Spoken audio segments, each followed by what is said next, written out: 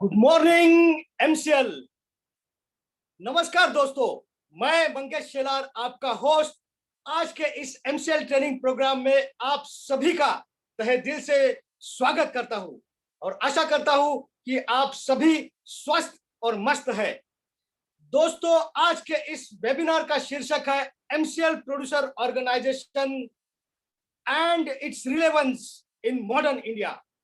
दोस्तों, हम 21वीं सदी में जी रहे हैं।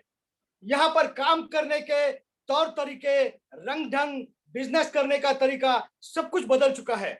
और ऐसे माहौल में आखिर ये एमपीओ क्या है और ये एमपीओ का हमारे जीवन में क्या महत्व है, इसके बारे में अब से कुछ ही देर में हम कुछ महत्वपूर्ण बातें जानने वाले हैं। लेकिन इसके पहले इस वेबिनार के बारे में कुछ महत्वपूर्ण बातें मैं आपको बताना चाहता हूँ। आप सभी एंटरप्रेन्योर से मेरी दरख्वास्त है कि आप सभी अपना अपना इंटरनेट कनेक्शन चेक कर ले। अपने साथ एक नोटपैड, एक पेन और पानी की बोतल रखें।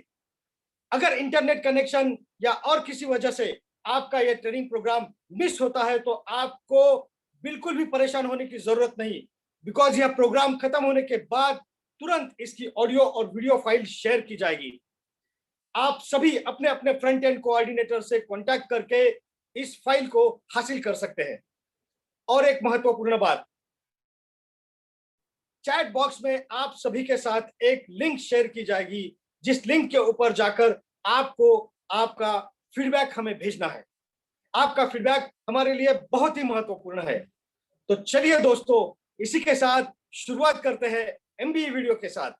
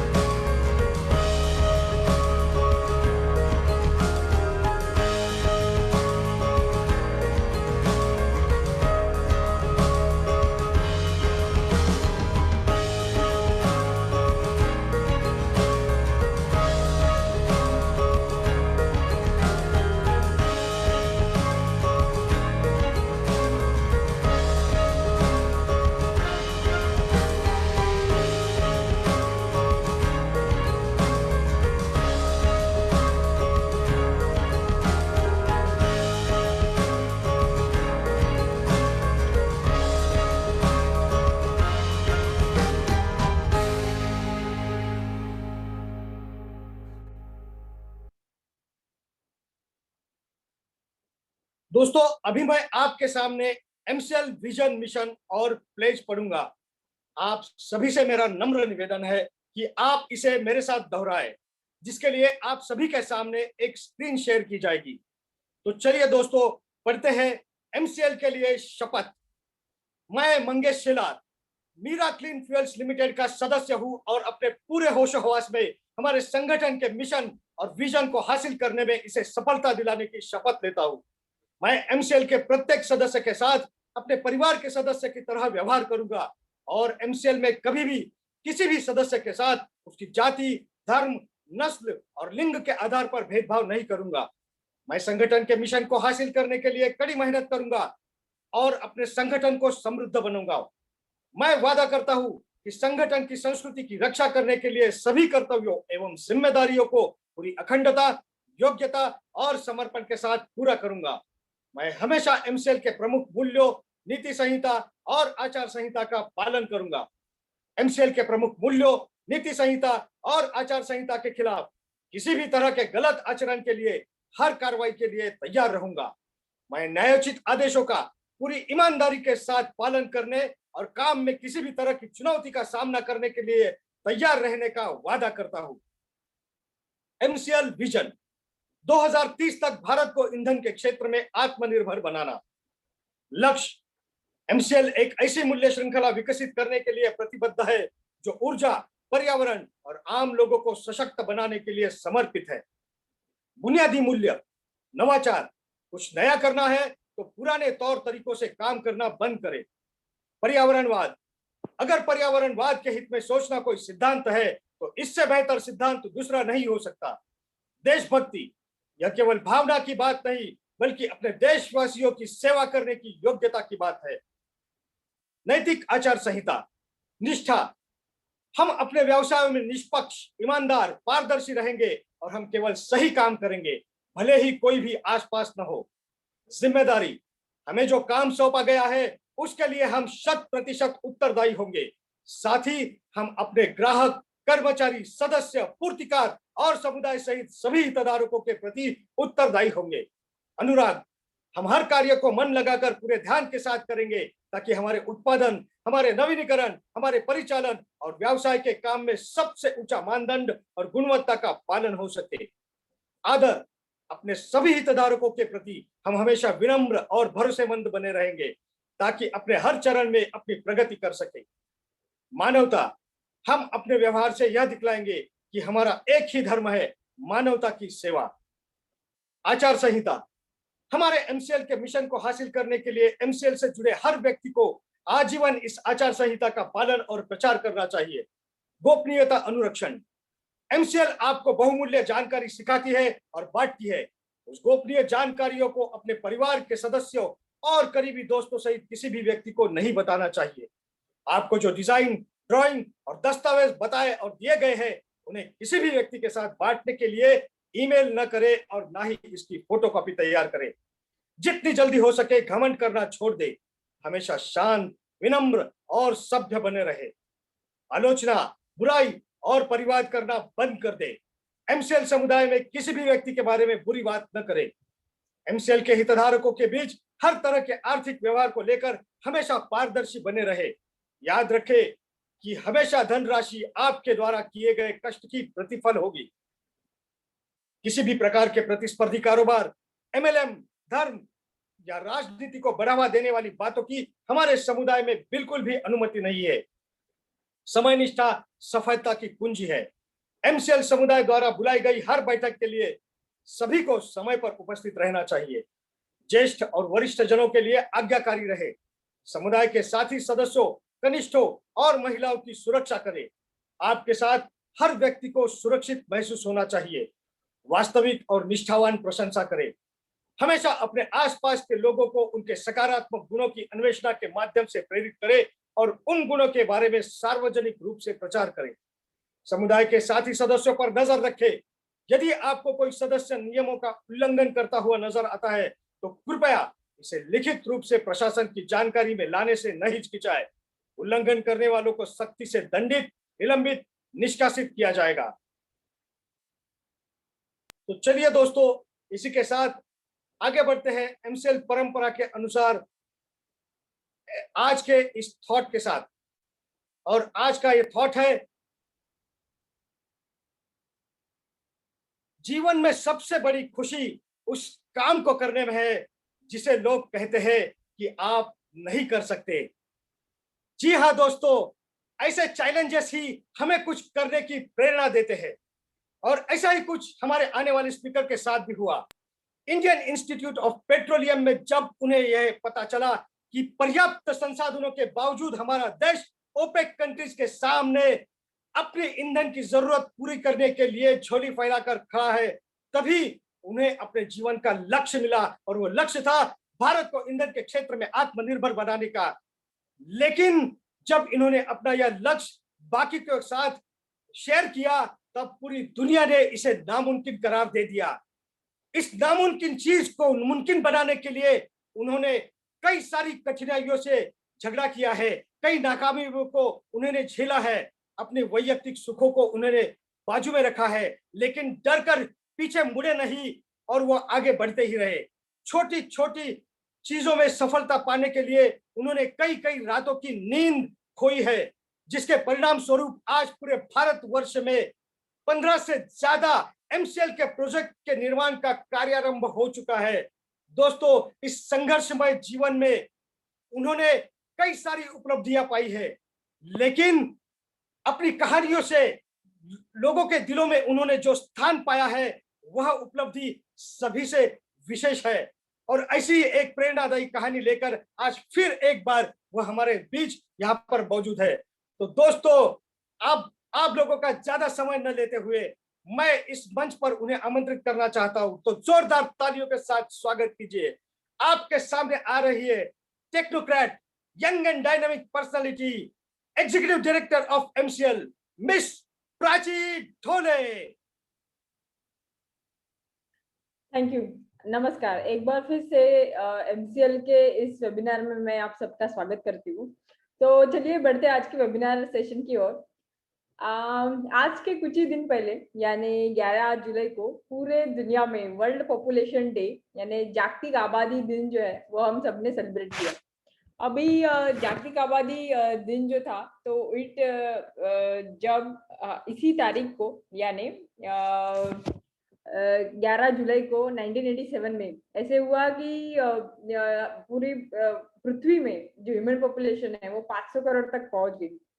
तब यूनाइटेड नेशंस ने ऐसे सोचा कि अभी हमें जो पॉपुलेशन है उसका जो इफेक्ट है पूरे हमारे प्लेनेट अर्थ पे, एटमॉस्फेयर पे और एनवायरनमेंट पे, उसको स्टडी करने के लिए let us decide this day as a world population day. और जब हम पॉपुलेशन की बात करते हैं तो भारत उसमें भी पीछे नहीं है। हम सबको पता है कि पूरे दुनिया में Bharat is number 2 in terms of the population. और इसी के चलते 2050 तक जो हमारा चाइना है उसको भी हम पीछे छोड़ के we can become the number 1 population in the world. तो आज हम उसी को जरा देखेंगे कि इस पॉपुलेशन का भारत के ऊपर, भारत के इकोनॉमी के ऊपर और डेवलपमेंट के ऊपर कैसा जो है वो परिणाम हो सकता है। तो भारत में अगर हम डिस्ट्रीब्यूशन देखते हैं हमारे इंडियन पॉपुलेशन का, तो हमारे पास में आज 70% जो है वो यूथ है, 5% सीनियर सिटीजन है और रिमेनिंग जो है दैट इज 25% वो चिल्ड्रन कैटेगरी में आता है। तो इनका इफेक्ट हमारे भारत के इकोनॉमी पर कैसे हो सकता है वो हम अभी देखेंगे। Let's start with the senior citizen. लेकिन भारत के सीनियर सिटीजन को भी हम अंडर एस्टिमेट नहीं कर सकते। दिस इज बिकॉज आज मैं आपको कहानी बताने वाली होगी, बताऊंगी, लेकिन वो कहानी है 110 साल एज की अम्मा जो कि बैंगलोर से है, जिनका नाम तिम्मक्का है। और उनको इसके लिए अवार्ड भी मिला है वो इस चीज के लिए कि आफ्टर 25 इयर्स उन्होंने ट्राई किया, उनको खुद के बच्चे नहीं हो पाए, तो उन्होंने ऐसे सोचा कि क्यों ना मैं जो नेचर है और उसके जो ट्रीज है उसको मैं अपने बच्चे बना लूं। तो इस हिसाब से उन्होंने पूरे आज तक मतलब 60 साल से वो प्लांटेशन कर रही है और आज तक उन्होंने 8000 प्लांट्स जो है वो बैंगलोर हाईवे पे लगाए। इस तरीके से जो है हम स्पिरिट ऑफ जो सीनियर सिटीजन ऑफ इंडिया है उसको हम देख सकते हैं। उसी के बाद में नेक्स्ट जो है वो है चिल्ड्रन यानी भारत के छोटे बच्चे जो आगे चल के भारत का भविष्य बनेंगे। और जब भी हम ये सोचते हैं कि हमारे भारत के बच्चों को उनका भविष्य यानी भारत का जो भविष्य उनके ऊपर निर्भर है, तो एक मोस्ट इम्पॉर्टेंट थिंग होती है जो हमें कंसिडर करनी चाहिए, that is educational system of India. तो अगर उसको हम देखते हैं और स्टडी करते हैं कि जो वर्ल्ड की नंबर 1 एजुकेशनल सिस्टम है, दैट इज इन फिनलैंड। और फिनलैंड में ऐसा है कि बच्चों को होमवर्क दिया ही नहीं जाता। उनका ये बोलना है कि बच्चों को हमेशा फ्री रखना चाहिए। सेकंड जो एजुकेशनल सिस्टम या that is in the world is Japan. Japan is famous for their culture, और वो अपने बच्चों में कल्चर और इथिक्स जो तरीका है उनका डेवलप करने का, दैट इज स्टोरीज। नंबर 1 तरीका वो सोचते हैं कि जिस तरीके से बच्चों को हम कल्चरल बना सकते हैं, that is through story. For example वो उनको ऐसे असाइनमेंट देते हैं कि समझो एक हिरोशी नाम का लड़का था, और उसने अपने फ्रेंड को प्रॉमिस किया था जो कि हॉस्पिटल में भर्ती है, कि मैं संडे को आपके पास आऊंगा और आपकी जो फेवरेट स्टोरी हो वो तुझे सुनाऊंगा। लेकिन ऐसे होता है कि उसी दिन उसकी जो दादी है वो घर पे आ जाती है। तो फिर अभी हिरोशी क्या करेगा? इस तरीके से बच्चों को वो कल्चरली डेवलप करते। Third and most important educational system in the world is Japan. Japan का, sorry, third is Germany. So Germany में ऐसा है, they focus on the vocational training. It means from standard 1 बच्चों को अगर पढ़ाई में इंटरेस्ट नहीं है तो 300 plus courses, different vocational courses वो देते हैं, जिसमें बच्चे और पढ़ सके, एक स्किल्ड खुद को स्किल डेवलप कर सके, और इस तरीके से वो ट्रेन मैन पावर पे फोकस करती है। जब भारत की हम बात करते हैं तो भारत में world's number 1 international Nalanda university थी, जहाँ पे 90 लाख से ज्यादा बुक्स थे जो कि हैंड रिटन थे। लेकिन जब वो जलाए गए तो 3 महीने से ज्यादा हमारी लाइब्रेरी जो है वो जलती रही। इस तरीके से भारत के पास बहुत एंशियंट कल्चर है, हिस्ट्री है, नॉलेज है, जो कि हमारे एजुकेशनल सिस्टम थ्रू एक डेवलप तरीके से हमारे बच्चों तक पहुंचना चाहिए। This is because they are the future of India. Last but not the least, Indian population का जो 70% है वो है भारतीय यूथ, यानी youth of India I would say, जिसको पूरे वर्ल्ड में growth engine of any country बोला जाता है। This is because they are the biggest asset for India, and not only for India but in the whole world. This is because Bharat के जो youth है, they are famous for their talent. और talent सिर्फ और हम हमारे भारत के youth को पूरा वर्ल्ड एक दोनों तरीके जॉब से हिसाब से देखता है। एक ब्लू कॉलर रहे या व्हाइट कॉलर रहे, या हर इसके लिए आपको टॉप पोजीशन पे, या दुबई जैसी कंट्रीज में लेबर के हिसाब से भी आपको भारतीय जो मिडिल क्लास है या यूथ है वो आपको हमेशा दिखेगा। लेकिन अभी जो भारत का यूथ है वो दुनिया के कोई भी कोने में क्यों ना रहे, उसको अपना गांव, उसको अपना तालुका ये हमेशा अपने दिल के पास रहता है। वो उसको हमेशा खींच के भारत में लेके ले आता है। और नंबर 1 एक ऐसी चीज जो उसको हमेशा जो उसके शायद हेरिडिटर में होगी, जो उसको अट्रैक्ट करती है अपने यहाँ पे आने के लिए, that is the agricultural sector. और हमारे पास ऐसे कई एग्जाम्पल्स है जहाँ पे भारत जो यूथ है उन्होंने अपना टैलेंट एग्रीकल्चर सेक्टर में यूज किया है। फॉर एग्जाम्पल आप दिल्ली के तनवीर को, जिसको टेस्ला ऑफ एग्रीकल्चर ऐसा बोला जाता है, जो कि IIT graduate in agriculture engineering and IIM उन्होंने कलकत्ता से किया है। लेकिन उसके बाद में उन्होंने देखा, जब वो एक बार अपने गांव की तरफ ही जा रहे थे, कि एक किसान जिसने और उसका बच्चा जिसने अपना जो प्रोडक्शन है वो प्रोडक्शन कंप्लीट किया, और वो उस प्रोडक्शन को बेचने जा रहे थे। लेकिन सामने वाला जो है वो सिर्फ उसको वर्बली कम्युनिकेट कर रहा था कि आपका जो फूड ग्रेन क्वालिटी है वो उस हिसाब से नहीं है जो हमें चाहिए। तो उनको ये बहुत बड़ा गैप लगा, और उन्होंने एक ऐसे डिफरेंट काइंड ऑफ इक्विपमेंट्स ऐसे तैयार किए जो कि without internet connection with in 30 second बता सकते हैं कि ये फूड ग्रेन क्वालिटी की क्वालिटी सही है, गलत है, या किस तरीके से, ताकि जो किसान है उसकी किसी भी तरीके से कहीं पे भी फसवणूक ना हो। सेकंड इज किशोर, जो कि आईआईटी थे और अमेरिका में अच्छी यहाँ पे नौकरी कर रहे थे, लेकिन उनको फिर से अपना गांव खींच के लाया, और वो आज organic farming and dairy farming करके 45 करोड़ का बिजनेस कर रहे हैं।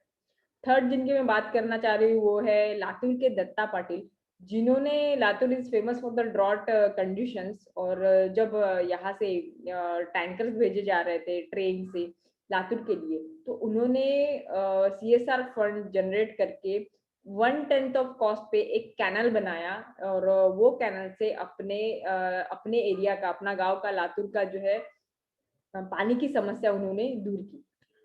तो इस प्रकार से आज जो भारत का बिगेस्ट असेट है वो यूथ है, और हमारे यूथ का बिगेस्ट असेट जो हम समझ सकते हैं वो है उनका एंटरप्रेन्योरल स्किल, यानी उनकी उद्योजकता। जो उद्योजकता वो हर जगह पे इस्तेमाल करते हैं, और ये उद्योजकता जब वो अपने किसानों के लिए यूटिलाइज करते हैं, दिस इज बिकॉज हमारे पॉपुलेशन में 60% belongs to the rural population, और उसमें भी भारत को अगर हमें डेवलप कंट्री बनाना है तो हमारे जो प्रेरणा स्थान है एपीजे कलाम सर, उन्होंने भी कहा है कि हमारे किसान को हम नहीं भूल सकते और उनके सिवा हम एक डेवलप कंट्री नहीं बन सकते।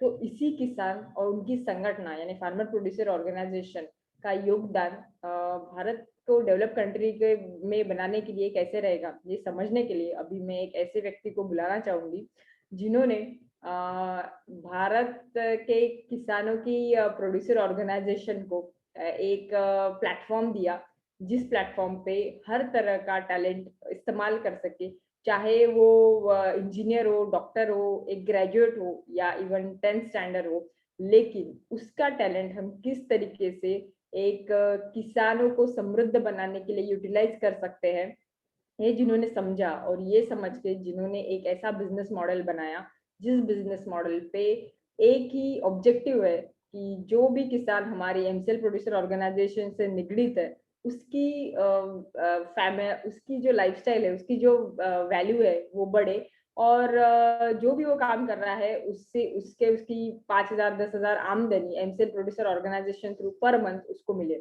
और यही तरीके से हम भारत को एक मॉडर्न इंडिया की तरफ और डेवलप कंट्री की तरफ कैसे ले जा सकते हैं, ये समझने के लिए अभी मैं बुलाना चाहूंगी एमसीएल के रचनाकार, सलाहकार और शिल्पकार डॉक्टर श्याम गोलब सर को कि वो आए और ये हमें समझे।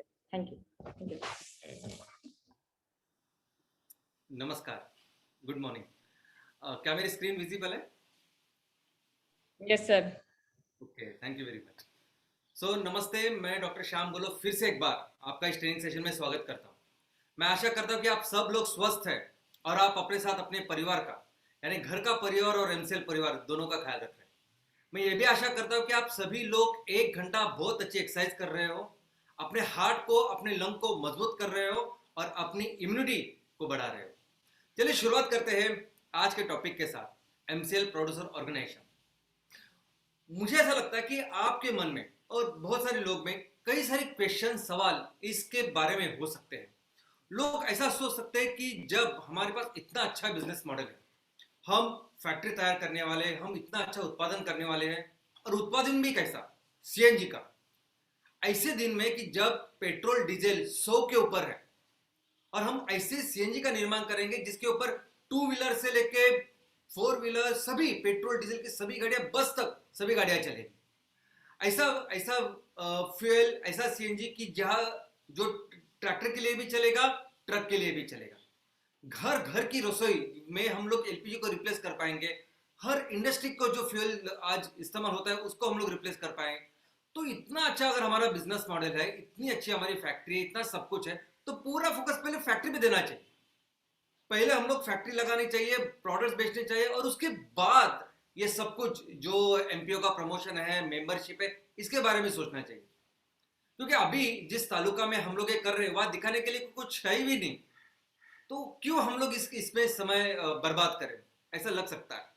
आपको ऐसा भी लग सकता है कि 10,000 मेंबर्स क्यों, 10,000 मेंबर, और वो भी मेंबर्स कैसे कि उनसे पैसे लेने हैं, उनसे शेयर्स लेने हैं।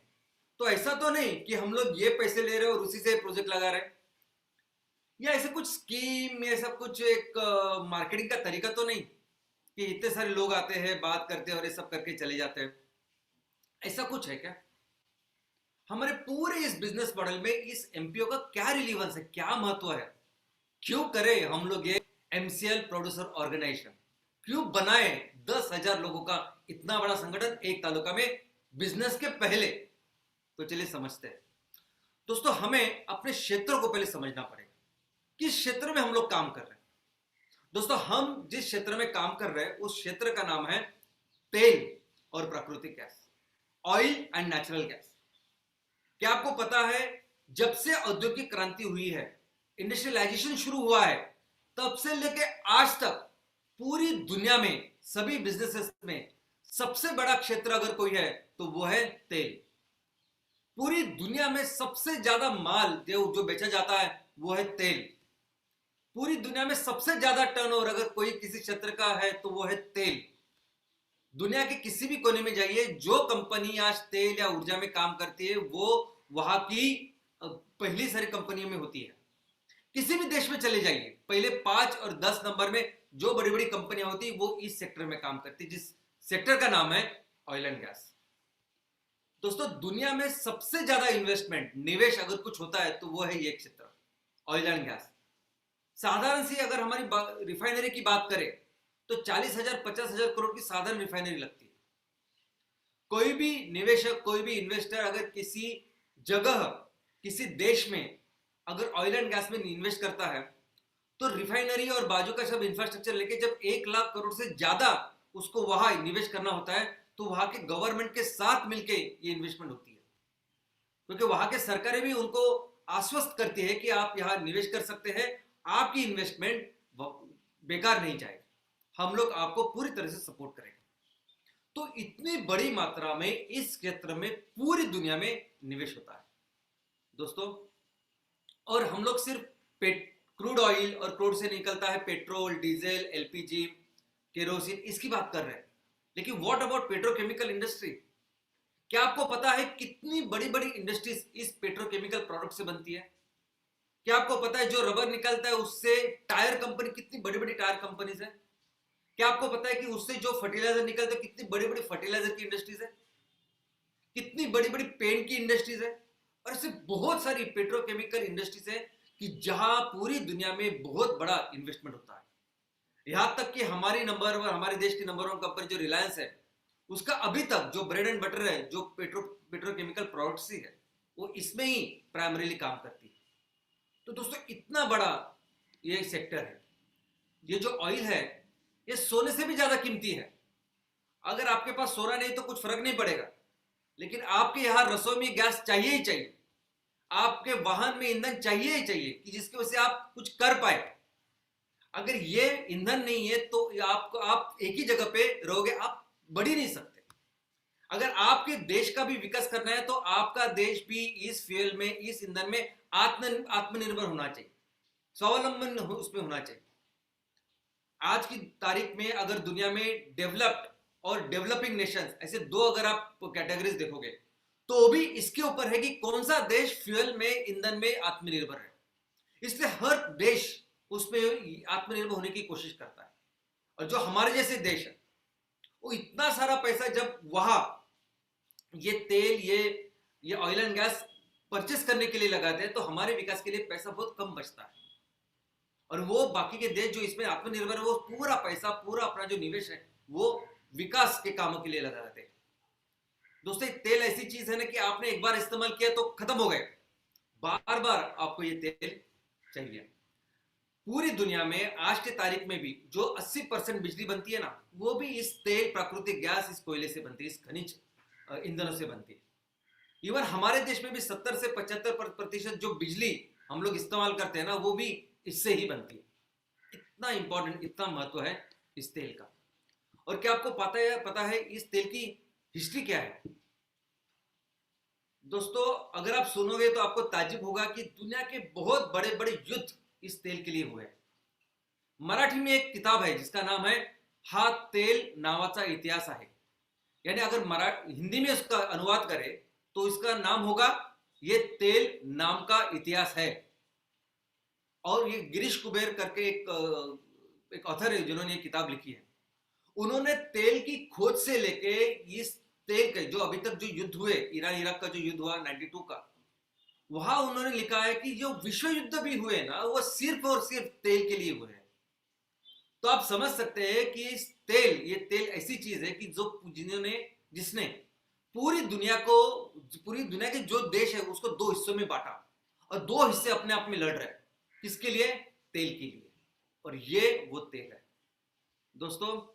ये तेल दुनिया का सबसे स्ट्रांग ऐसा सिस्टम है इसकी जो नेटवर्किंग है ये बहुत ही स्ट्रांग है। जैसा मैंने कहा कि कोई भी कंपनी जब आती है किसी देश में, इतने बड़े पैसे लेके इतना बड़ा इन्वेस्टमेंट करती है, तो उसके साथ उसकी सरकारें, उसका सब सिस्टम वो तो होता ही है। लेकिन आपके घर में रसोई की गैस, एलपीजी का सिलेंडर डिस्ट्रीब्यूट करने से लेके किसी भी इंडस्ट्री में एफओ, एलडीओ, डीजल देना है, या हमारा जो राशन का सिस्टम है उसमें केरोसिन जो बट्टा है, ये पूरा जो सिस्टम है ये इतना स्ट्रांग है कि आप इस सिस्टम के अगेंस्ट कुछ भी नहीं कर सकते। आप अगर वहां ऑयल एंड गैस में भी बिजनेस कर रहे हो, लेकिन इस जो सिस्टम वहां बना हुआ है उसके अगेंस्ट आप बिल्कुल बिजनेस ही नहीं कर सकते। अभी टोटल और शेल नाम की दुनिया की बहुत जानी मानी कंपनी जो ऑयल एंड गैस में काम करती है, हमारे देश में नहीं, दूसरे देश में, उन्होंने हमारे देश में ये बिजनेस करने की कोशिश की। क्या क्या कुछ पेट्रोल पंप निकाल, लेकिन क्या हुआ, वो चली नहीं। लेकिन दुनिया की सबसे बड़ी number 1 company oil and gas की है जिसका नाम है आरामको। उनको भी जब यहां निवेश करना था, बिजनेस करना था, उन्होंने क्या किया, तो यहां की जो ये सिस्टम बनी हुई है, यहां की जो कंपनी ऑलरेडी इस क्षेत्र में काम कर रही है, जैसे रिलायंस के साथ मिलकर फिर वो अभी रिफाइनरी का काम यहां कर रही है। तो इतना स्ट्रांग सिस्टम पूरी दुनिया में इस ऑयल एंड गैस का है। आप जब भी इस सिस्टम के अगेंस्ट कुछ करोगे तो ये मुमकिन ही नहीं है। ऐसी कंडीशन आज की तारीख में है। और दोस्तों, लेकिन एमसीएल के लिए ये बिजनेस नहीं है। एमसीएल के लिए ये हम लोग कुछ इन्वेस्ट करें, कुछ प्रॉफिट निकाले, ऐसा हम लोग सोच ही नहीं रहे। हमारा मकसद, हमारा विजन, हमारा मिशन बहुत अलग है। हमें पूरी दुनिया को बचाना है। पूरी दुनिया को बचाने के लिए हम लोग निकले हैं। हमें 100% ये पूरा जो फॉसिल फ्यूल, ये पूरा जो खनिज ईंधन का व्यापार है, इसको 100% रिप्लेस करना है ऐसे ईंधन के साथ जो ईंधन हम अपने देश में, अपने घर में हमारे किसान लोग तैयार करेंगे। हमें इस पूरे सिस्टम को रिप्लेस करना है ऐसे ईंधन के साथ, ऐसे सिस्टम के साथ कि जो सिस्टम फिर ईंधन ऐसा यूज करेगा जो ईंधन इस पर्यावरण का ख्याल रखेगा, अपनी धरती मां का ख्याल रखेगा। ये बिजनेस नहीं है, ये इस मिशन है कि चलो मिलके इस दुनिया को बचाते हैं, इस पर्यावरण को बचाते हैं। ये बिजनेस से कई आगे है। और ये जब काम करना है, ये इतने स्ट्रांग सिस्टम के आगे काम करना है, तो ये काम करना पड़ेगा एक क्रांति, एक आंदोलन जैसा, एक रिवॉल्यूशन जैसा। एक बिजनेस जैसे काम करके नहीं चलेगा। बिजनेस जैसे काम करे तो हम लोग कहीं टिक नहीं पाएंगे। ये और रियल सेंस में जैसे हम लोगों ने भी शुरुआत की, ये एक रिवॉल्यूशन करके शुरुआत की, धरती माता के प्रति रिवॉल्यूशन करके शुरुआत की। और जब ये क्रांति करना है, ये क्रांतिकारी बदलाव अगर हमें लाना है, पूरी दुनिया में लाना, हमारे तहसील से शुरुआत करनी है, तो इस क्रांतिकारी बदलाव के लिए हमें चाहिए वो लोग जो हमारे इस विजन और मिशन के साथ खड़े रहे। वो लोग कि जो फैक्ट्री देख के, प्रोडक्ट देख के ना आए, तो ये आपका विजन और मिशन देख के आपके साथ जुड़े और हमेशा लगे जिंदगी भर आपके साथ खड़े रहे, डटे रहे, ताकि हम मिलके ऐसा सिस्टम बनाए जो इस विषारी सिस्टम को खत्म करे। दोस्तों, एमसीएल प्रोड्यूसर ऑर्गेनाइजेशन, टेक्निकली अगर आप देखोगे तो क्या है एमसीएल प्रोड्यूसर ऑर्गेनाइजेशन, तो मैं बोलूंगा कि एमसीएल प्रोड्यूसर ऑर्गेनाइजेशन है हमारे जो लोग गांव में रहते हैं उसका संगठन। कुछ लोग ये भी बोलेंगे कि इसका नाम आपने एमसीएल फार्मर्स ऑर्गेनाइजेशन क्यों नहीं रखा, किसान संगठन क्यों नहीं रखा, प्रोड्यूसर ऑर्गेनाइजेशन क्यों रखा। दोस्तों, हमारे देश में किसान उसको बोलते हैं जो जिसके पास किसान का वो प्रमाण पत्र होता है। अगर आप खेती भी कर रहे हो फिर भी आपको वो किसान, मैं किसान हूं, इसका प्रमाण पत्र लाने के लिए 6 महीने लग सकते हैं। लेकिन अगर आपने उस कागजात के ऊपर ध्यान नहीं दिया है, अगर दादा परदादा के नाम पे आज भी जमीन है, तो आपको अपने नाम पे लाके उसका वो आप किसान हो ये सर्टिफिकेट लाने के लिए 1 साल से ऊपर लग सकता है। कई सारे ऐसे लोग हैं कि जिनके नाम पे वो कागजात है, जो 7/12 पे उनका नाम है, लेकिन वो कई शहर में जाके नौकरी धंधा कर रहे हैं। और कई ऐसे लोग हैं जो सालों से अपनी खेती का काम कर रहे हैं, दिन रात मेहनत कर रहे हैं, लेकिन उनका नाम कहीं नहीं है। हमारा जो संगठन है एमसीएल संगठन, ये पूरे ऐसे लोगों का संगठन है जो सभी किसान और बगैर किसान है। अगर आप टेक्निकली, लीगली या कायदे कानून से देखोगे तो अब तक पूरी जो इंडस्ट्रीज, पूरी जो कंपनी का व्यापार होता है, धंधा पानी होता है, बिजनेस होता है, वो जिस कायदे कानून के ऊपर होता है वो कानून है कंपनीज एक्ट 1956, 1956 का कंपनी का एक्ट। लेकिन जिनके रिकमेंडेशन के ऊपर यह एक्ट बना, वाई के अलग कमेटी, इस कमेटी ने तभी भी 1956 में ऐसा प्रोविजन करके रखा है, ऐसा प्रोविजन कि जिसमें ये सभी किसान इकट्ठा आ सकते हैं, खुद को ऑर्गेनाइज कर सकते हैं और ज्यादा से ज्यादा प्रॉफिट लाने के लिए अपने तरीके से बिजनेस कर सकते हैं। एकदम जैसे प्राइवेट कंपनी होती है ना, वैसे कर सकते हैं। ऐसा प्रोविजन 1956 से अभी तक है, हमेशा था। लेकिन इसके लिए स्पेशल एक्ट होना चाहिए। ये 2002 के बाद उसके ऊपर काम चालू हुआ और 2013 में ये अमेंडमेंट हुआ। और इसका पूरा फोकस, किस लिए ये एक्ट बना, किस लिए ये सब कायदे कानून बने, क्योंकि इसका पूरा फोकस था एग्रीकल्चर। दोस्तों, एग्रीकल्चर, कृषि, खेतीबाड़ी जो है, आज भी हमारे देश में 50% से ज्यादा जो नौकरियां है ना, वो यहां से आती है। हमारे देश का पूरा जो उत्पन्न है, जो जीडीपी है, 17 से 18% जीडीपी हमारे देश के इस एग्रीकल्चर, इस कृषि से आता है। लेकिन जिस तरह उसका विकास होना चाहिए था, जिस तरह उसकी उत्पादकता बढ़नी चाहिए, वो बढ़ी नहीं।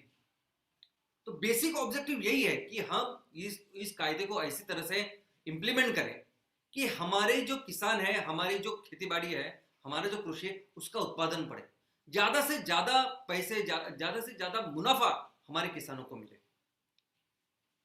लेकिन क्या जरूरत थी ऐसे देश में ऐसा नया कायदा कानून लाने की कि जो देश पूरी तरह से पहले से कृषि प्रधान ही है, पूरा जिसका ढांचा ही कृषि के ऊपर है, इसकी अर्थव्यवस्था कृषि के ऊपर।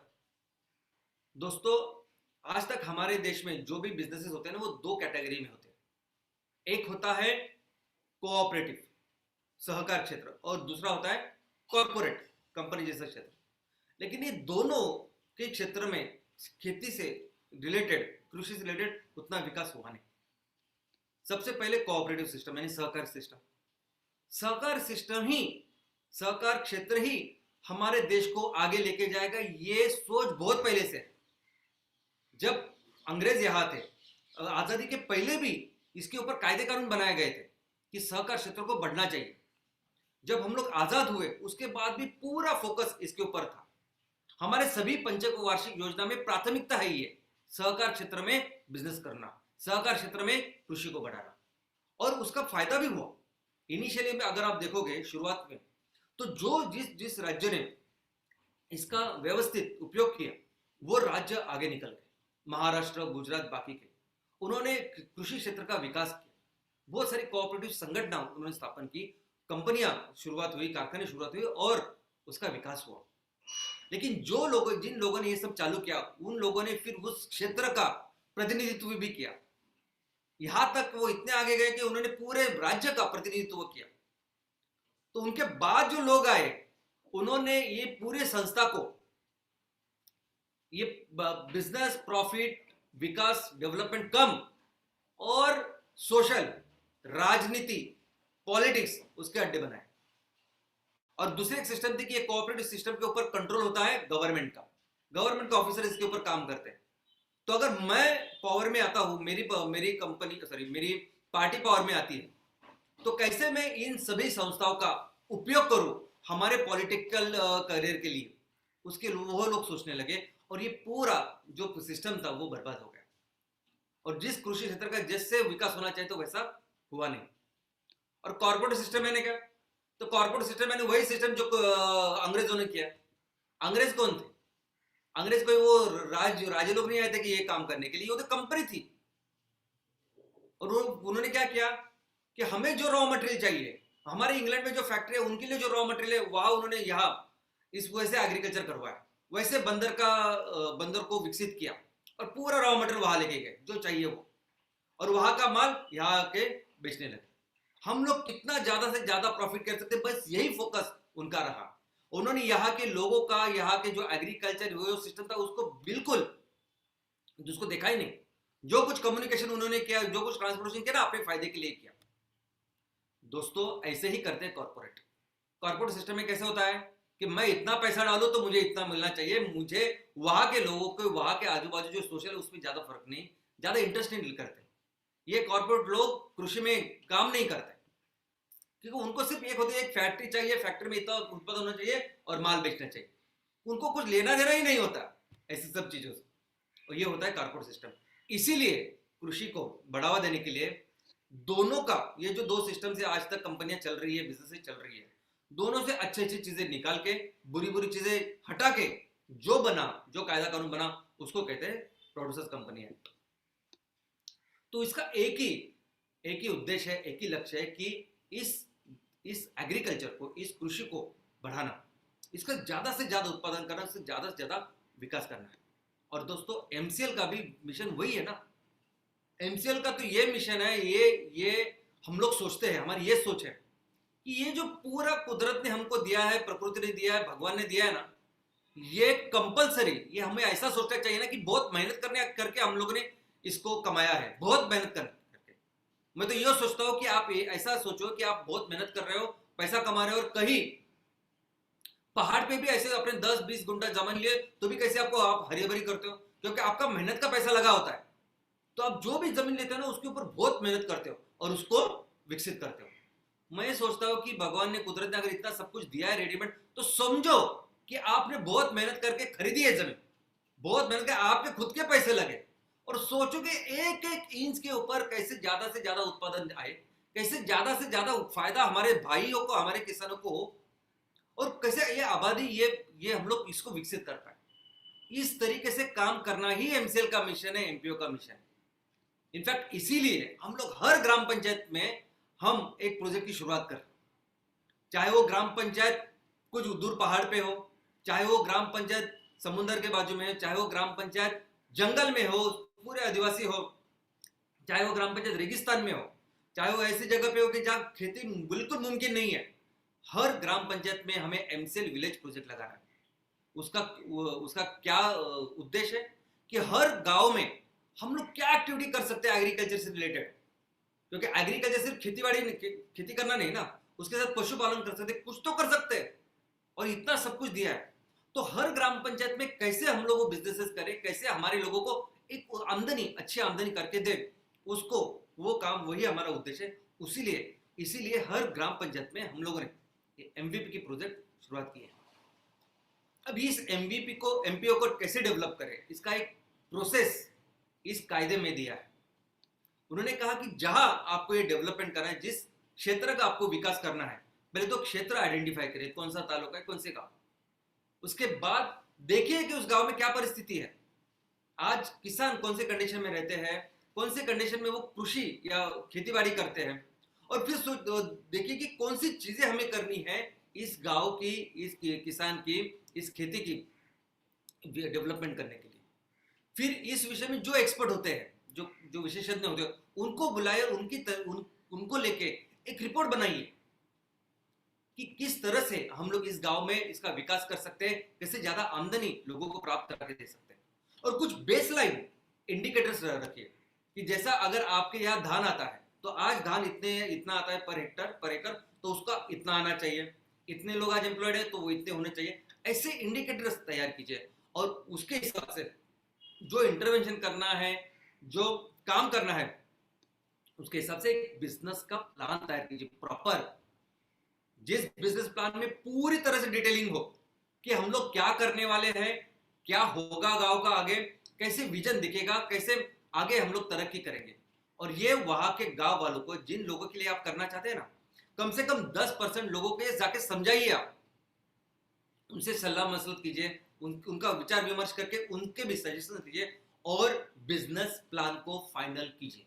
और उसके बाद फिर आप किसानों को बताइए, किसानों को मोबिलाइज कीजिए, और उनसे फिर ये बिजनेस के लिए जो पैसे लगते हैं वो आपको ही करने हैं।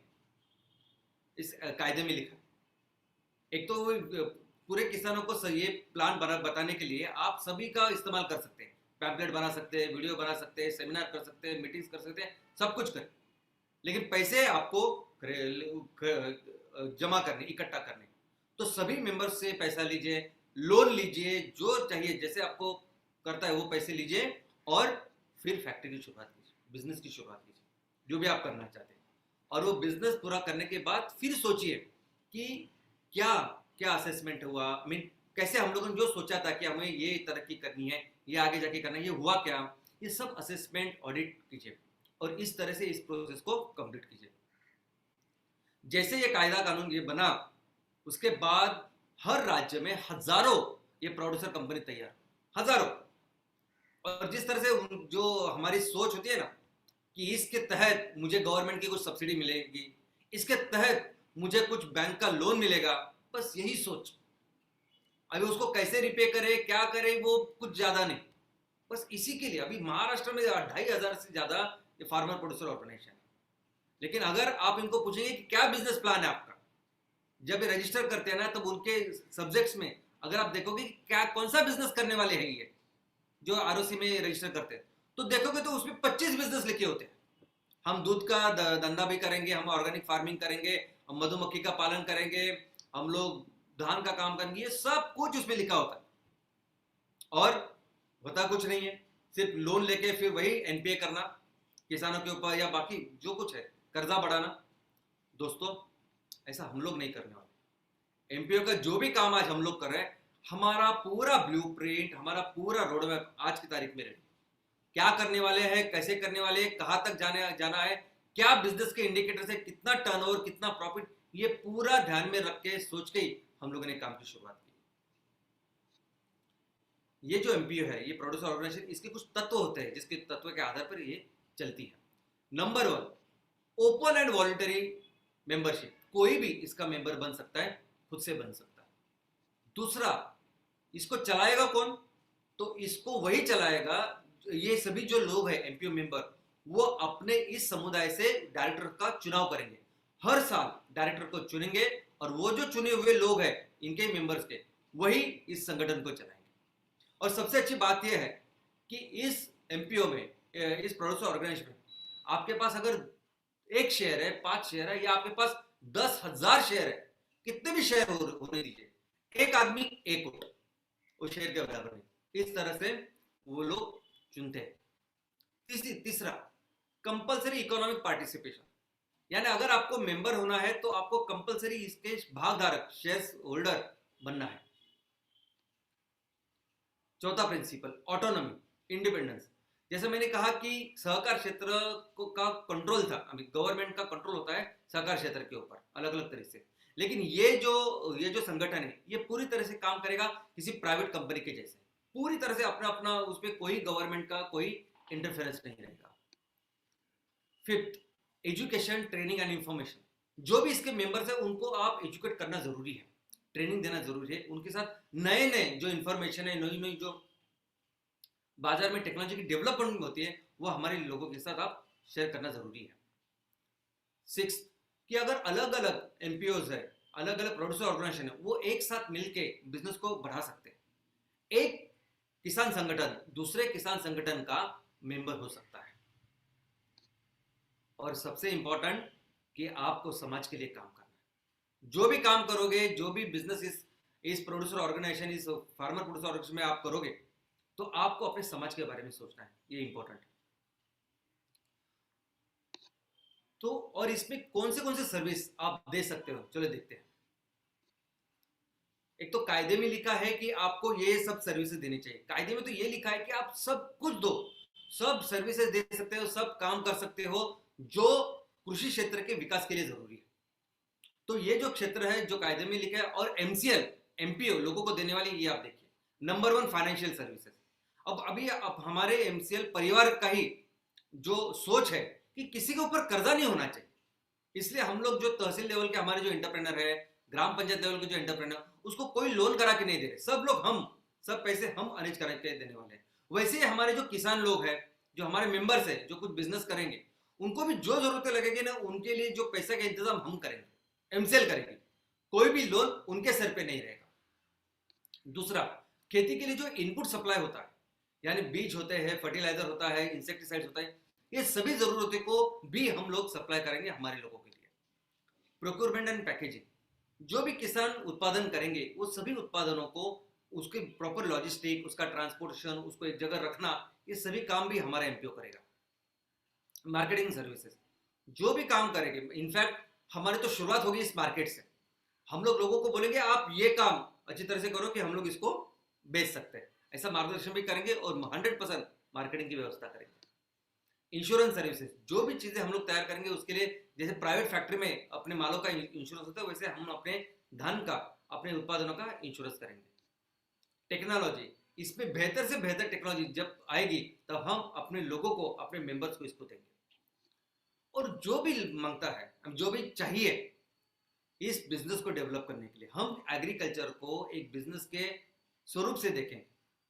जैसा कोई भी बिजनेस कैसे वो बराबर छोटे से छोटी दुकान भी हो बराबर थिंकिंग प्लानिंग करके करते हैं, वैसे वैसे हम एग्रीकल्चर को एक बड़ा बिजनेस करके उसको देखेंगे। और जो कुछ चाहिए हमारे किसानों के लिए, जो कुछ चाहिए हमारे गांव वालों के लिए, वो पूरा देंगे हम लोग एमपीओ के थ्रू।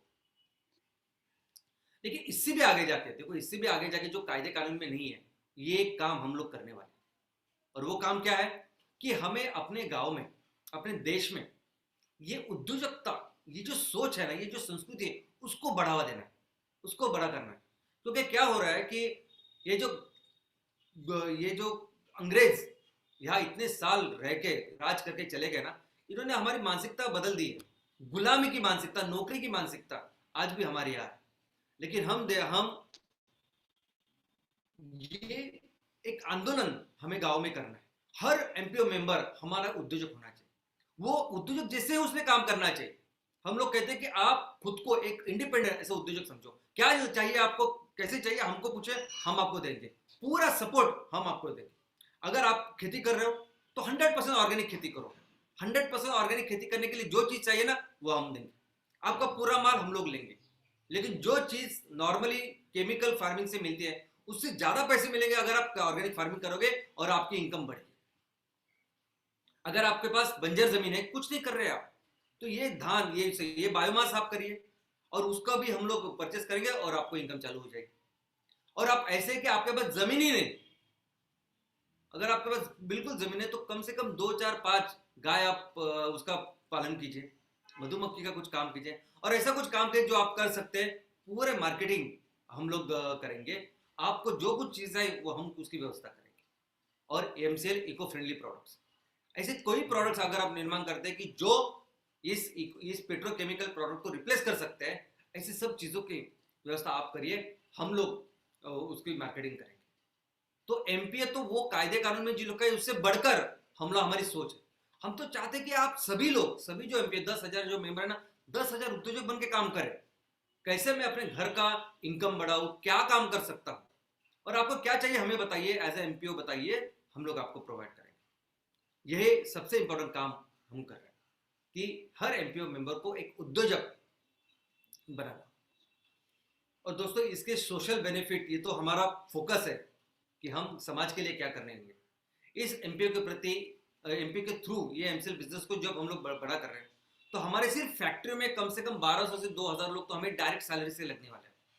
इसके अलावा जो इनडायरेक्ट इतने सारे बिजनेसेस, इतने सारे उद्योजक निर्माण होने वाले हैं कि बहुत सारी नौकरियां हमारे तहसील में तैयार होने वाली है। और वो सभी नौकरियां हम लोग, हमारे एमपीओ मेंबर उनको देने वाले हैं। लेकिन सबसे बड़ा काम है ये 20% सीएसआर, यानी आज हमारे लोगों को जो यहाँ इस एमसीएल सिस्टम में काम कर रहे हैं, सभी किसानों को उनको पैसा दे दिया, सभी जो हमारे उद्योजक है उनको हम लोगों ने उनका मुनाफा दे दिया, सभी अपना तनख्वाह बिनका सभी लेके, वो जाने के बाद जितना प्रॉफिट हमारे यहाँ बचेगा, उस प्रॉफिट का 20%, 20% हिस्सा हम लोग हमारे लोगों के लिए, हमारे गांव के लिए खर्च करेंगे। और ये सबसे बड़ा काम, हमारे गांव में जो भी शिक्षा व्यवस्था है, जो भी पाठशाला है, उसको हम लोग बेहतर करेंगे। हमारे गांव में ये जो स्वास्थ्य को लेके जो कुछ फैसिलिटीज है उसको बेटर करेंगे। ऐसा नहीं कि हमारे गांव में टैलेंट नहीं है, लेकिन अगर कोई बच्चा एथलेटिक भी है, वो अच्छा कुछ कर सकता है, ओलंपिक के जाके मेडल ला सकता है, लेकिन उसके लिए आज हमारे यहाँ व्यवस्था नहीं, मैदान नहीं है खेलने के लिए। जो चीजें उसको चाहिए, छोटी छोटी चीजें, वो खेलने के लिए साहित्य नहीं है उसके पास, इक्विपमेंट नहीं है उसके पास। तो ये हमारा मकसद ये है कि हम लोग ऐसा बिजनेस करें कि हर तहसील में हमको राज्य स्तर का एक क्रीड़ा संकुल की निर्मित करनी है। हमें गांव में इतना सारी पानी अगर कुदरत हमें देता है तो ऐसी पानी की व्यवस्था करनी है कि ताकि किसी भी गांव में सूखा ना पड़े। और जो भी चीजें बेसिक इंफ्रास्ट्रक्चर, यानी बहुत सारे ऐसे गांव है कि जहाँ रोड्स नहीं है, ऐसी चीजें हैं कि जो जिसके लिए हम लोग बाहर के कोई गवर्नमेंट कुछ करेगी या बाहर के कोई आके कोई करेगा, इस ग्राह के में हम लोग रहते हैं। मैं कहता हूं कि चलो मिलके ऐसे बिजनेस करते हैं, इतना बिजनेस करते हैं कि उससे मिलके इतना आमदनी हमारे पूरे गांव के लिए करते हैं कि जो भी चीजें चाहिए वो हम लोग खुद तैयार करें।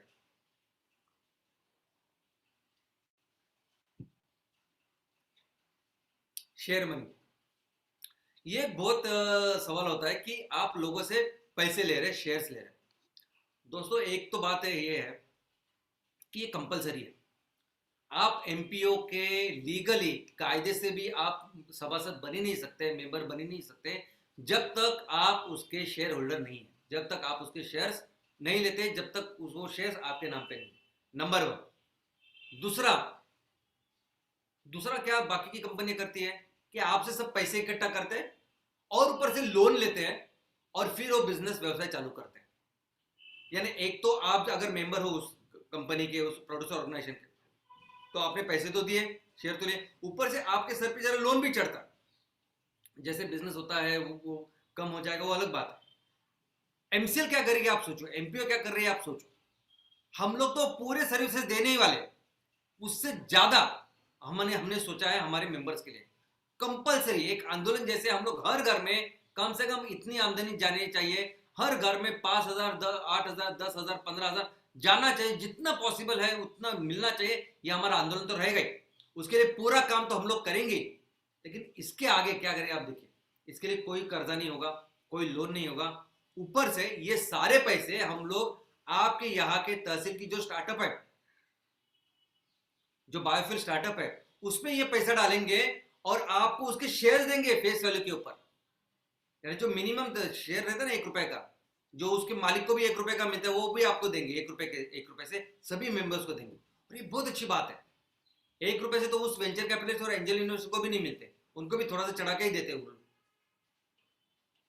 क्योंकि ये जो बड़े अमीर लोग होते हैं वो क्या करते हैं, उनके पास करोड़ों रुपए होते हैं और वो जब ऐसी छोटी छोटी कंपनी होती है उसमें निवेश करते हैं, और ये जब कंपनी बड़ी होती है तब उनके पे पैसे 20 गुना, 30 गुना, 50 गुना बड़े होते हैं, ज्यादा होते हैं।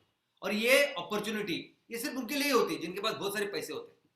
लेकिन हम यहाँ ये अपॉर्चुनिटी हमारे सभी मेंबर्स को देने की कोशिश कर रहे हैं। हम सभी लोगों को एक वेंचर कैपिटलिस्ट जैसे बनाने की कोशिश कर रहे हैं, ताकि उनको भी वो ग्रोथ, उनको भी वो मुनाफा मिले जब ये कंपनी बड़ी होने वाली।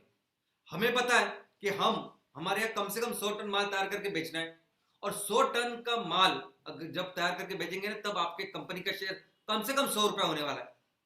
लेकिन आज हमारे देश में इतना कुदरत ने दिया है कि बहुत सारे तहसील में 500 टन की फैक्ट्री लग सकती है। तो 500 टन की फैक्ट्री लगेगी तो 1 रुपए का शेयर 500 रुपए का हो सकता है। तो सोचिए जो हमारे मेंबर्स है, सोचिए अगर किसी ने 250 रुपए तुम आपको दिए सिर्फ, और उसके आप 25,000 से लेके 50,000, 1 लाख रुपए अगर करा के देंगे विदाउट लोन इस हमारे मेंबर्स को, तो कितनी दुआएं, कितना अच्छा लगेगा। ये सबसे बड़ा, और हमारा फोकस ही यही है। हम हर स्टेप के हर जगह हम लोग कोशिश करते हैं कि कैसे ज्यादा से ज्यादा हमारे लोगों को दे, क्योंकि नहीं तो ये अमीर लोगों को देते ही है, उनसे पैसा लेके उनको तो देना ही है। हम लोग कैसे इन लोगों से जितना हो सके उतना करें दोस्तों। और आपको लगता है कि बहुत सारे पैसे होते हैं, तो मैं आपको बताऊं 10,000 मेंबर जब 250 रुपए करके इन्वेस्ट जो लगाते हैं, तब उनकी कुल इन्वेस्टमेंट जो होती है कंपनी में वो लगभग 25 लाख रुपए होती है। आज भी जो लोग काम कर रहे हैं आप सभी को पता है कि 25 लाख रुपए 10,000 मेंबर से जमा होते हैं। और हम जिस इंडस्ट्री में काम कर रहे हैं 25 लाख रुपए में ये आता है सीएनजी का डिस्पेंसर। आप मार्केट में जाएंगे आपको पता चलेगा, सीएनजी का पेट्रोल पंप लगाने जाएंगे ना आप, 4.5 से 5 करोड़ रुपए सीएनजी का पंप लगाने के लिए लगते हैं, क्योंकि ये इक्विपमेंट इतने महंगे हैं, इसको इतने पैसे लगते ही है। बहुत सारे लोग हमको पूछते हैं, यानी मेरे खुद के दोस्त मुझे बताते हैं कि इतनी रिस्क क्यों, इतनी रिस्पॉन्सिबिलिटी लेने की क्या जरूरत है। उनका कॉन्ट्रीब्यूशन तो बहुत कम है, क्योंकि अगर 50 करोड़ की फैक्ट्री लगा रहे हैं तो 25 लाख यानी 0.5%। लेकिन 50 करोड़ का प्रोजेक्ट है ही नहीं। 100 टन आउटपुट का प्रोजेक्ट है हमारा, 500 करोड़ की इन्वेस्टमेंट लानी है तहसील में और करनी है कम से कम। तो उसमें देखेंगे तो ये तो 0.01% से भी कम है। तो इतना कम पैसा देने को और पूरी जिम्मेदारी ली, सभी लोगों की जिम्मेदारी लेने की। लेकिन मैं हमेशा बोलता हूं, अरे यही तो अपना काम है। किसके लिए सब कुछ शुरुआत की, किसके लिए कर रहे हैं हम लोग ये धंधा बिजनेस? प्रॉफिट के लिए कर ही नहीं रहे, लोगों के लिए तो कर रहे हैं। और करेंगे ना, जितना ज्यादा पॉसिबल है उतना करेंगे, क्योंकि हमें डरने की जरूरत नहीं है। एक बहुत ही अच्छे नेक इंटेंशन से काम कर रहे हैं, कोई 1 रुपए का इधर उधर हम लोग नहीं करने वाले, तो डरने की जरूरत ही नहीं। अगर हम लोग लोगों के लिए भलाई कर रहे हैं तो आज न कल लोगों को पता ही चलेगा, हम अपना काम अच्छे ध्यान से करें दोस्तों। लेकिन कुछ ऐसे समाज के प्रॉब्लम्स भी हैं, गांव के हमारी समस्या है कि जिसके लिए भी हमें लोगों को जोड़ना है। एक है ये जीरो वेस्ट तहसील, कचरा मुक्त तहसील। कितने गांव में आज कचरा बढ़ चुका है, गांव गांव में इस कचरे के पहाड़ नजर आ रहे हैं, और ये इस कचरे को जलाते हैं लोग, इस कचरे को नदी में डालते हैं, इस कचरे को कुएं में डालते हैं। क्या करते हैं आपको पता ही? ये सब जो गंदगी है, ये पानी से, ये दूषित पानी से, ये आपके धान से लेके आपके बदन में जा रही है, कैंसर को बढ़ा रही है। कितने सारे पानी के प्रॉब्लम जो होते हैं वो सिर्फ और सिर्फ कचरे के कारण हो रहे हैं। हमको कंपलसरी ये कचरे से 100% कचरा मुक्त हमारे गांव करना है, हमारा तहसील करना है, और उस कचरे को हम लोग फ्यूल में कन्वर्ट कर सकते हैं। दूसरा कि सभी लोगों को आना चाहिए ये एनवायरमेंटल कंजर्वेशन के लिए, यानी हमारा ये जो पर्यावरण है इसको कौन संभाले, ये हमारी जिम्मेदारी है, इसलिए आनी चाहिए। केरला में सभी लोग इकट्ठा आए, और केरला में लोगों ने इकट्ठा आके वहां के जो पानी के स्रोत है, वहां की नदियां है, तालाब है, उसका रक्षण किया है। वैसे हम लोग चाहते हैं कि हर गांव में ऐसा हो, हर गांव में हमारा जो पानी का स्रोत है उसका ख्याल हम लोग रखें। हम लोग चाहते हैं कि पूरे तहसील के ये जो सभी लोग हैं, ये एमपीओ में एक परिवार का एक हिस्सा बने, एक बड़ा परिवार, जो परिवार हमारे गांव की तरक्की के लिए, हमारे किसानों की तरक्की के लिए काम करे दोस्तों। लेकिन सबसे इंपॉर्टेंट रीजन मैं आपको बोलूं, सबसे सबसे सबसे इंपॉर्टेंट, बाकी सब बाजू में रखिए, एक इंपॉर्टेंट रीजन जिसके लिए हमें काम करना है ना, वो है ये, क्या थे हम लोग और क्या बन चुके हैं। ये सभी देश हमें ढूंढने आए थे। इतनी बड़ी इतना बड़ा देश, इतना महान देश था हमारा कि पूरी दुनिया का 35% से ज्यादा उत्पन्न या ज्यादा जीडीपी हम लोग देते थे। पूरी दुनिया का 35% से ज्यादा हमारे यहां से उत्पन्न आता था। इतना समृद्ध, इतना शक्तिशाली अपना देश था। और इतना ही नहीं, हर साइंस या हर क्षेत्र अगर आप देखोगे तो इतना आगे डेवलप था, हमारा विज्ञान इतना डेवलप था कि बाकी के लोगों को पता भी नहीं, इतना हम लोगों ने काम किया। हम लोगों ने अगर हड़प्पा मोहनजोदड़ो में देखोगे तो हमारा ड्रेनेज सिस्टम पूरी दुनिया को तो बाद में पता चला था, सैकड़ों सालों के बाद ड्रेनेज सिस्टम क्या होता है, हम लोगों ने तब किया था। हमारे मंदिर, हमारे ताजमहल, हमारे ऐसे मॉन्यूमेंट्स अगर आप देखोगे ना तो पूरी दुनिया में कहीं नहीं। और इस अंग्रेजों ने गुलामी में पूरा बर्बाद कर दिया। कंपनी आई, क्या थी ये अंग्रेज? कंपनी थे ना, ईस्ट इंडिया कंपनी। वो कंपनी आई, कंपनी का बिजनेस किया, और पूरे अपने बिजनेस के लिए, अपने प्रॉफिट के लिए सभी लोगों को पूरी तरह से बर्बाद करके रख दिया। लेकिन दोस्तों सबसे शर्मनाक, दर्दनाक बात यह है कि हम लोग आज भी उस गुलामी में। हम लोग आज भी ऐसी बहुत सारी कंपनियां, ईस्ट इंडिया कंपनी नहीं, एक कंपनी नहीं, ऐसी बहुत सारी कंपनियां आज भी हमारा खून चूस रही है। आज भी वो कंपनी आती है, या बिजनेस करती है, धंधा करती है, और बस हमें तो शायद पता ही नहीं, कि वो आती है, वो अपना सिस्टम बराबर, यहाँ के जो सिस्टम है ना, वहां बराबर अपना सिस्टम वो तोड़ मरोड़ जो कुछ करना वो करती है और अपना बिजनेस करती है। आपको क्या लगता है कि आपको नौकरी देती है? क्या ब्रिटिश लोग नौकरी नहीं देते थे क्या? वहां भी ब्रिटिश लोगों के लिए भी आप काम करते थे, आप वहां उनके सैनिक थे, उनके क्लर्क थे, आज भी आपको नौकरियां मिलती है। लेकिन क्या हम सोचते हैं, इतना बड़ा देश, इतना बड़ा, हर चीज का इतना बड़ा मार्केट, एक कंपनी नहीं हो जो काम कर रही है? एक 5,000 रुपए वाला मोबाइल बनाने वाली कंपनी नहीं हमारे यहाँ। क्या टेक्नोलॉजी है उसमें? आज हमारी परिस्थिति है कि ईस्ट इंडिया कंपनी है कि सुबह जब आप उठते हैं ना और आपको ब्रश करना होता है तो आप दुकान में जाते हैं और टूथपेस्ट नहीं पूछते, आप पूछते हैं कोलगेट दो। आपको जब कॉफी पीनी होती है ना तो आप पूछते हैं नेस कॉफी चाहिए। आपको जब नाश्ता करना होता है 2 मिनट में तो आप नेस्ले का मैगी चाहिए। आप कुछ भी लीजिए ना, ऐसी परिस्थिति हम लोगों ने ला के कर दी। तो मैं तो कहता हूं कि ये जो एमपीओ है ना, ये आंदोलन है, आंदोलन। ये आंदोलन है कि आप सभी को, पूरे भारत को ये सब जगाने के लिए, उनको बताने के लिए कि क्या थे आप, कौन है। ये एक इकोनॉमिक, एक आर्थिक स्तर का ये आजादी का ही आंदोलन है ना। क्यों करें हम लोग दूसरे की गुलामी? क्यों बाकी की सभी कंपनी आए हमारे ऊपर राज करें? क्यों हम लोग वो क्रूड ऑयल 80% से ज्यादा मंगाए? क्यों हम लोग खाने का तेल, वेजिटेबल ऑयल, वो भी लगभग 60-70% बाहर से मंगाए? क्यों हमारा कोयला, वो उसको भी ऑस्ट्रेलिया से मंगाए? यानी कौन सी चीज है? दोस्तों, हम इस एमपीओ के थ्रू सभी लोगों को बताना चाहते हैं कि आप समझो कि कौन से देश में आप जन्मे हो, क्या आपका इतिहास है। अरे वो देश कि जहां आज भी देखोगे ना मंदिर कैसे, आज भी नहीं बना पाओगे आप। ऐसा देश हमारा, ऐसा हम लोग उसके वारिस है, ऐसी संस्कृति थी हमारी। और क्या कर रहे हैं हम लोग इधर? सुजलाम सुफलाम भारत, पूरे देश का ये 1/3 हम लोग थे, और आज अंडर डेवलप्ड नेशन करके हम लोग हंस रहे हैं हमारे ऊपर। दोस्तों, इसलिए हम लोग बेसिक्स पे जाते हैं, क्योंकि किसकी वजह से हम लोग नंबर 1 इकोनॉमी थे, किस वजह से महान राष्ट्र थे? वो थे सिर्फ और सिर्फ खेती की वजह से। हम लोग अंग्रेजों जैसा नहीं काम किया हम लोगों ने कि बाहर के जाके बाहर के देश को लूटा और अपने देश को समृद्ध बनाया। हम लोग पैदाइशी, हम लोग यहाँ समृद्ध है, वो इतना कुदरत ने हमें दिया है, और उसका एक ही कारण था, वो था हमारी खेती बाड़ी, और उसके ऊपर ही ध्यान देना है और उसको स्ट्रांग बनाना है। और एक चीज जो हमको सीखनी है कि यहां तक कोई भी, पूरे आप इतिहास में देखिए, इतिहास में कभी भी कोई आया इस भारत का ये समृद्धि देख के, इतना सब पूरा इतना वैभव देख के जब कोई आया है ना, तो उन्होंने एक काम किया, हम लोगों को आपस में तोड़ा है और राज किया, डिवाइड एंड रूल, हर किसी ने किया। आज भी आप घर के 2 भाई होते हैं ना, वो एक दूसरे के उनमें झगड़ा लगाओ और अपना फायदा करा लो। यही मेंटालिटी के लोग सब आते हैं और काम करते हैं।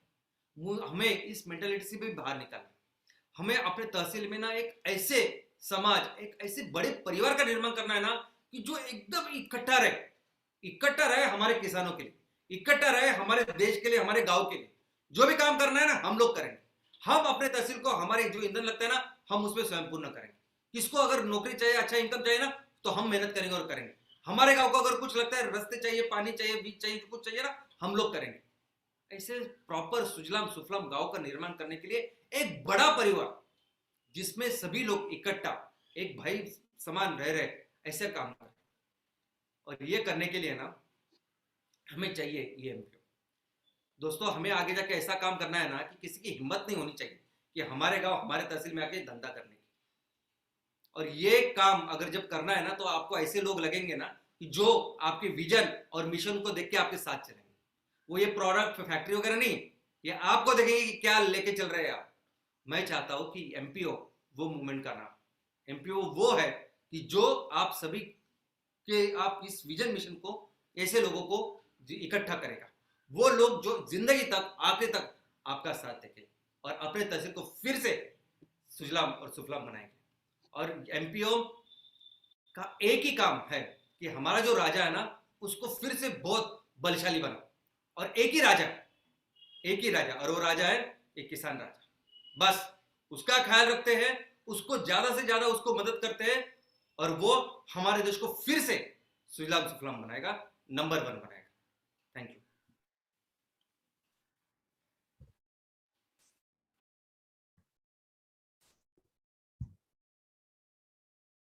Thank you very much, Shyam sir. Good morning, MCL. What a thought, what a day. ये एमपीओ क्या है?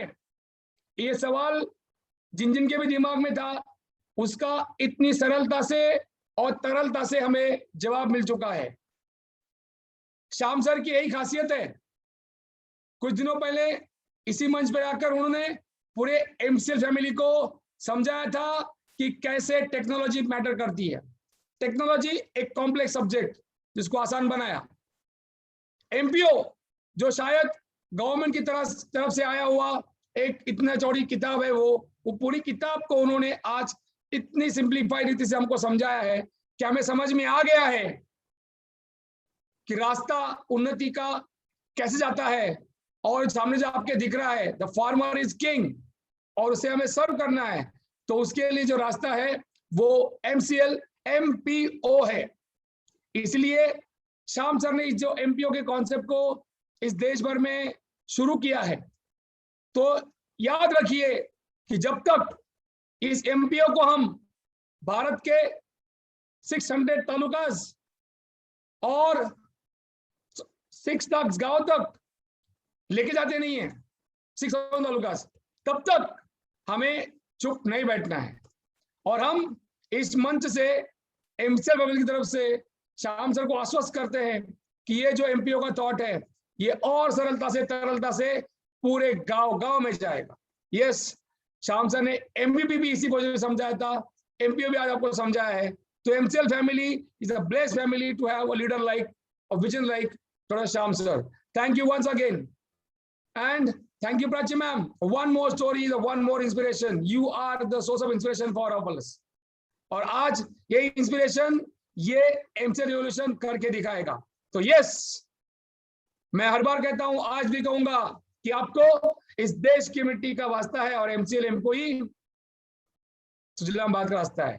Thank you very much Shyam sir, thank you very much Prachi madam, and thank you very much all members of MCL family, channel partners, MPO owners especially, BDAs, prime BDAs, MPP owners.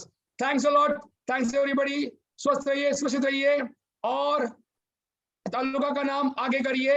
आज हमें यहाँ पे मैं आपको जाते जाते गुड न्यूज देता हूँ। महाराष्ट्र में 10,000 MPO मेंबर्स पूरे हो गए, गुजरात में 10 मेंबर पूरे हो गए, कर्नाटका में हमारा अकाउंट शुरू 10 नवंबर का शुरू हुआ। बट आज आपके सामने इसी एमपीओ के पहले 10,000 मेंबर राजस्थान में पूरे हो गए हैं और उसकी अनाउंसमेंट अभी थोड़ी देर में हम करेंगे। तो राजस्थान ने भी 10,000 मेंबर्स की लिस्ट में अपना नाम रोशन किया है। उसके लिए उन राजस्थान के ओनर्स के साथ में ही आप सब लोगों को बहुत बहुत बहुत शुभकामनाएं। Thank you all, thank you MCL family. ये सारा यश श्याम सर नेतृत्व में आपका है। Thank you very much, thanks again. It's all over to Mangesh sir. Thank you Lavesh sir, thank you for आपके ये जो शब्द है जिस वजह से हमें ये काम करने की प्रेरणा मिलती है और हर बार आप हमें जो मोटिवेट करते हैं, इसी वजह से आज हमारा जो झंडा है आज चारों दिशा में फैल रहा है। So thank you very much. आज फिर एक बार बहुत ही आसानी से और सरल भाषा में जो बिजनेस मॉडल श्याम सर आपने हमें समझाया है वह काबिले तारीफ है। आपकी यही सच्चाई और यही सादगी हमें भाती है और हम जानते हैं कि आपके इंटेंशंस प्योर और क्लियर है। कहते हैं तारीफ के मोहताज नहीं होते सच्चे लोग, तारीफ के मोहताज नहीं होते सच्चे लोग, फूलों को कभी इत्र नहीं लगाया जाता।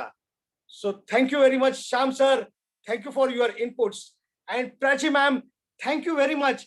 आप हर बार की तरह आज भी आपने जो बताया है कि एंटरप्रेन्योरशिप यह एक सोच है और इस सोच के आपने जो एग्जांपल्स दिए सही मायनों में उनसे हमें प्रेरणा मिली है। हर बार की तरह आज भी आपने आपका काम बखूबी निभाया है। Thank you very much, thank you very much MCL team जो हर बार की तरह आज भी एमसीएल का झंडा चारों दिशा में फैलाने के लिए अपना काम दिन रात एक करके कर रही है। Thank you very much. और एक इंसान जिसका अगर मैं यहाँ पर जिक्र नहीं करूं तो यह प्रोग्राम शायद खत्म नहीं हो सकता। So thank you very much. वो इंसान है आप। तो दोस्तों, आप जो हर बार हर शुक्रवार सुबह 8 बजे आकर ये प्रोग्राम अटेंड करते हैं, जहां से हमें बहुत सारी चीजें सीखने को मिलती है, यहाँ से प्रेरणा लेकर हम फिर पूरे हफ्ते काम करते हैं, नई नई चीजों का निर्माण करते हैं, तो वो इंसान जो है वो आप है। और ऐसे इंसान का धन्यवाद मैं करना चाहता हूं। Thank you very much. दोस्तों, फिर एक बार आप लोगों को बता दूं कि आपको चैट बॉक्स में एक लिंक दी गई है। कृपया इस लिंक पर जाकर आप अपना बहुमूल्य फीडबैक हमें भेज दीजिए। यह हमारे लिए बहुत ही महत्वपूर्ण है। दोस्तों, फिर एक बार मैं आप लोगों को कहता हूं, आप अपना, अपने परिवार का और एमसीएल परिवार का ध्यान रखिए, आपकी सेहत का ख्याल रखिए। और इसी के साथ मैं यहाँ पर यह घोषित करना चाहता हूँ कि दोस्तों, यह सेमिनार, यह वेबिनार यही खत्म हुआ। स्वस्थ रहिए, खुश रहिए। Thank you.